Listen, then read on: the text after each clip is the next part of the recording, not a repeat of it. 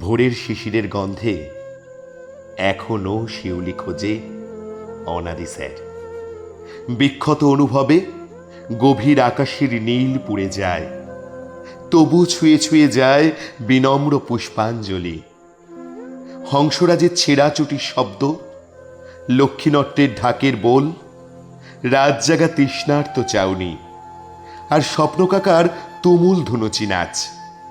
পেঁজা তুলোর মতো কাঁপে আর বলে, এ বহ্নি অমরাবতী। আগামীকাল পিতৃপক্ষের অবসান। বাতাসে ভেসে আসবে বীরেন ভদ্র, বাণীকুমার। তবু মন্দিরে মন্দিরে অপরিচিত ঘণ্টার ধ্বনি। এখনো কি আঙিনায় কাশ ফুটে? এখনো কি অপু ছুটে যায় দিগন্তের মানচিত্রে? নাকি সংজ্ঞাহীন প্রলাপ কেড়ে নিয়েছে তার ইতিহাস? মল্লিক বাড়ির ঢাকের শব্দ বন্ধ আজ ক বছর যেন? 10 না 20? খেয়াল নেই।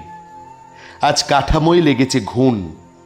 ভাঙা ঝাড়বাতিতে পায়রার বাসা। নাট মন্দিরটা সেই কবেই গিয়েছে জলে। সম্প্রতি রাঙা পিসিমারাও ছিন্ন করেছেন সম্পর্ক।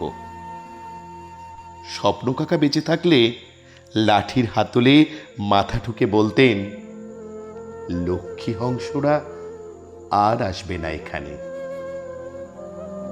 তবু শিউলির আঘ্রাণে, ভোরের শিশিরে অনাদি সান্যাল খোঁজে দর্থময় আগমনী। দাম্ভিক অনুভূতির মন্থর কোলাজ।